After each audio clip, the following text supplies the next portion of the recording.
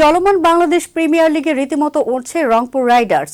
আসরে এখনো পর্যন্ত ৮ ম্যাচ খেলে অপরাজিত নুরুল হাসান সোহানের দল এমন জয় রথে চড়ে সবার আগে প্লে অফে পৌঁছে গেছে রাইডার্সরা।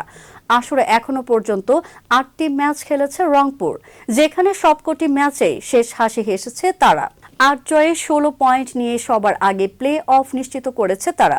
পয়েন্ট টেবিলেও শীর্ষস্থান ধরে রেখেছে রাইডার্সরা। ঢাকা ক্যাপিটালসের বিপক্ষে ম্যাচ দিয়ে আসর শুরু করেছিল রংপুর। ঢাকার ঘরের মাঠে স্বাগতিকদের ৪০ রানের বড় ব্যবধানে হারিয়ে শুরুতেই নিজেদের সামর্থ্যের জানান দেয় তারা। পরের ম্যাচে সিলেট স্ট্রাইকার্সকে হারায় ৩৯ রানে। ডিফেন্ডিং চ্যাম্পিয়ন ফরচুন বরিশালকে হারিয়ে জয়ের হ্যাট্রিক পূর্ণ করে রংপুর, সেটাও ৩০ বল আর ৮ উইকেট হাতে রেখে দাপুটে এক জয়ে।